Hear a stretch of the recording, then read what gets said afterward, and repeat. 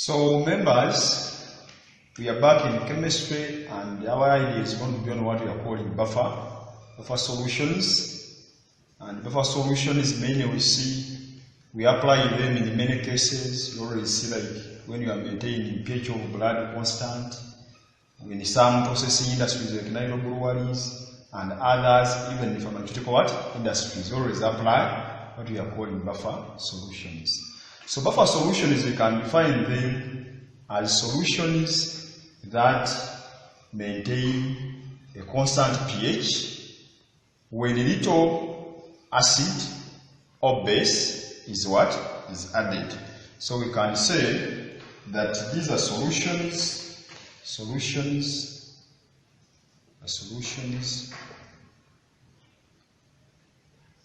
which resist pH change,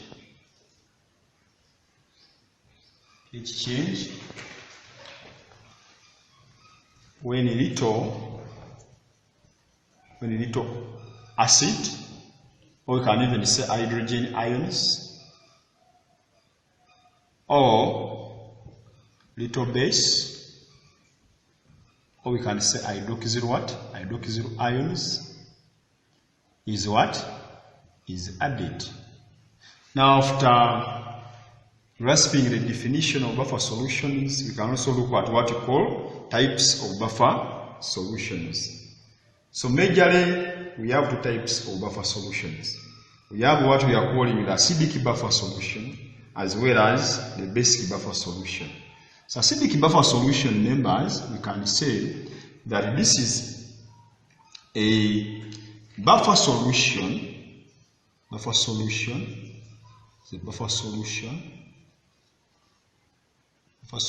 made up of a weak acid and its salt of a strong base. So we can say, for example, if we consider acetic acid, or what you can call ethanoic acid, we may have ethanoic acid here as our basic example, ethanoic acid, when it is reversing what we are calling sodium ethanoate.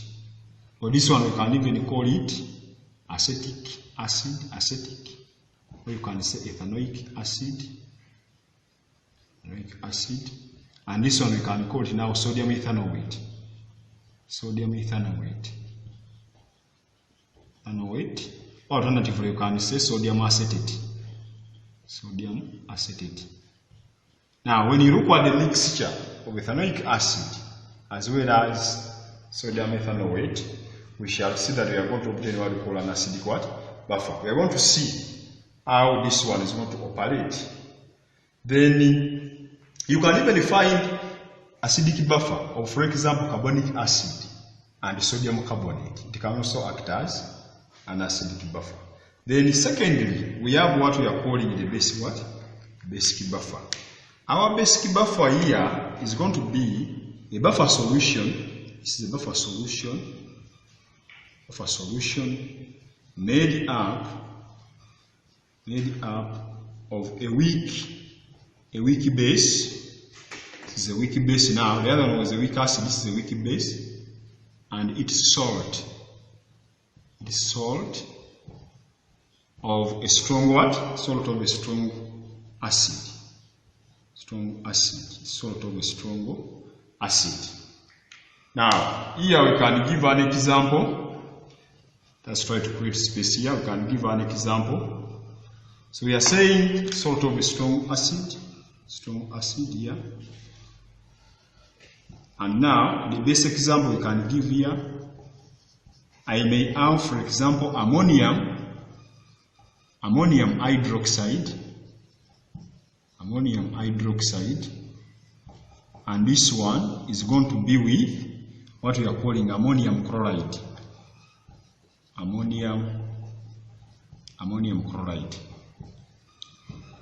So we can simply simplify the work by writing like that. Now, after knowing the types of buffer solutions, we can look at the action of acidic buffer. My concern today is going to be on acidic buffer mainly. Then basic buffer we shall sit ahead. Now, members, to understand the action of acidic buffer, let us take a mixture of ethanoic acid and what we are calling sodium ethanoate. Then ethanoic acid you can call it acetic acid. Then you can, the sodium ethanoate you can call it sodium acetate. So if we are taking this mixture, we're going to discover that ethanoic acid is a weak acid. This one is a weak acid. Don't forget that. Weak acid. But again, when you look at sodium ethanoate, this one is a strong salt. A strong electrolyte. Then you say strong electrolyte. We are going to see. We are going to say that ethanoic acid ionizes what? Partial. So, as it is ionizing, now we can indicate with the equation that ethanoic acid here ionizes partially to form what we are calling acetate ions or ethanoate ions plus hydrogen what? Plus hydrogen ions. At the same time, the sodium ethanoate or the sodium acetate, being a strong electrolyte, it ionizes fully. So we are going to see here our sodium acetate, or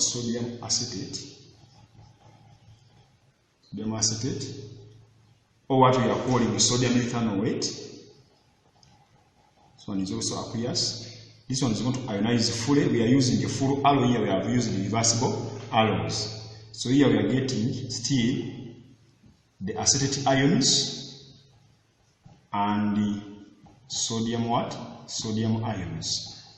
Now, it implies that now in the solution now which we have excess acetate ions, ethanoate ions, and then a lot of unionized what? Ethanoic acid. So we have a lot, in this solution we have a lot of ethanoate ions. Then we have excess unionized what? Acid.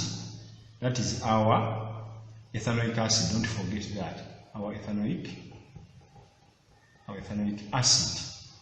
Now, at the same time, we have some few hydrogen what?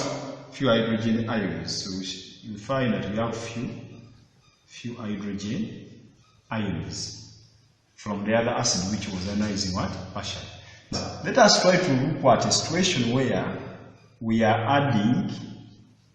adding little or less acid. Addition of little what? Little acid. But remember, this one will be adding little or less what? Hydrogen ions. These ones will be coming from like HCl, e.g. from what? From hydrochloric what? Hydrochloric acid. Now what are we going to see? The hydrogen ions which we are adding, remember, we are going to add hydrogen what? Hydrogen ions. Hydrogen ions. The hydrogen ions which we are going to add now. These hydrogen ions are going to combine with the already existing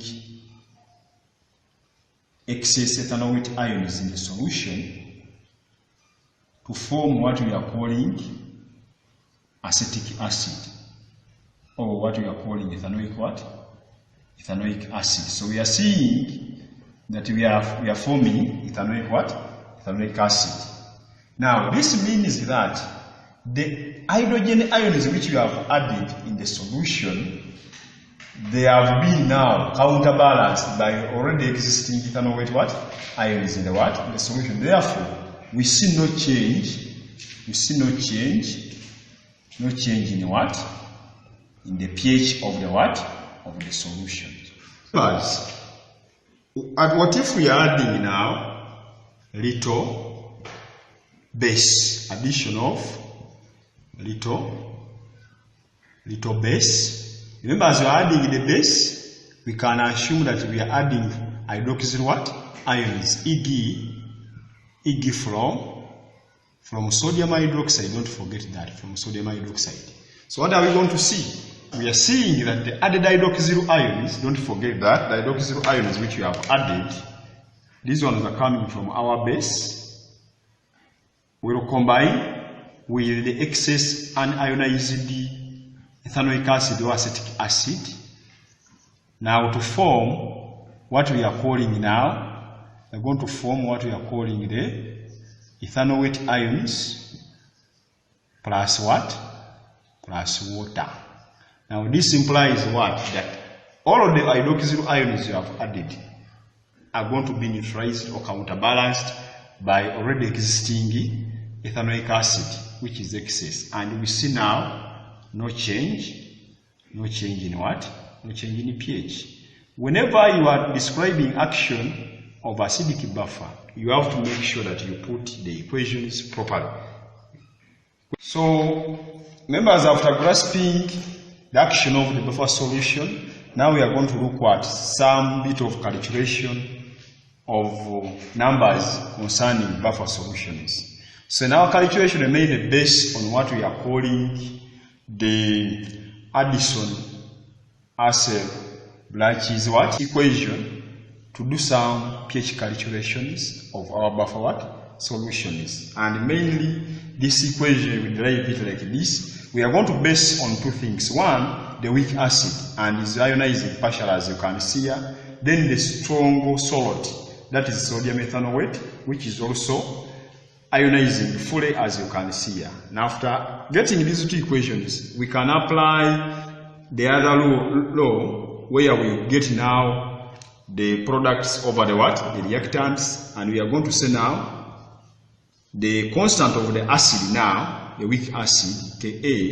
is going to be equivalent to the concentration of the ethanoate ions,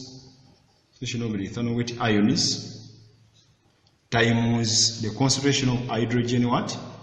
Hydrogen ions divided by the concentration of the acetic acid or ethanoic what? Ethanoic acid.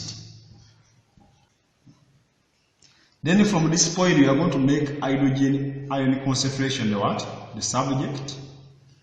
And now we are obtaining now our expression as Ka times the concentration of ethanoic acid divided by the concentration of ethanoate what? Ethanoate ions. Like that. Then from there, remember, our ethanoic acid, it is our acid we are talking about. At the same time, the ethanoate ions, concentration, that one, is representing the concentration of the salt, because most of the ethanoate ions are rising from the strong electrolyte, that is sodium ethanoate, which ionizes fully. And now from there, we can simply say that our hydrogen ion concentration is exactly equal to Ka times the acid concentration over the salt what? The salt concentration. And then we introduce the logs. Then introducing negative log on both sides, we are going to obtain our negative log of hydrogen ions concentration being equivalent to negative log of our Ka into the acid concentration divided by the salt what? The salt concentration divided by the salt concentration. And from there now we are going to obtain our negative log of hydrogen ions concentration being equivalent to negative log Ka, then plus now the negative log of acid out of the salt concentration, Remember, negative log of hydrogen ions from the definition of pH. We say pH is a negative log of hydrogen ion. This implies that our negative log of hydrogen ions is becoming our pH. And negative log is always represented by P. So here we can even say pKa, then plus log of the salt concentration over the acid concentration. Now, here you have to apply laws or rules of logarithm. Mathematics works here. So try to apply the logarithm and then you get our emphasis here is to obtain our main what? Equation. That one. This equation is one which we have said is the Addison-Hassell-Blasch is what? Equation. So after obtaining our equation like that, let us try to do one example. Then we shall get a good image of what we are talking about. Let us try to take this question. We calculate it to get a good image of a buffer, acidic buffer. We are saying calculate the pH of a buffer solution which consists of 4.1 grams of sodium ethanoate, or what we call sodium acetate, per liter of the solution, and 0.01 molar ethanoic what? Acid or acetic acid. Whose Ka, they have provided us with Ka, it is 1.7 times 10 power negative 5 moles per deciliter.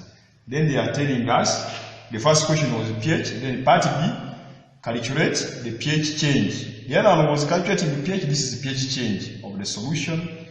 If Roman 1 cubic centimeter of 1 molar sodium hydroxide was added. Roman 2, 1 cubic centimeter of 1 molar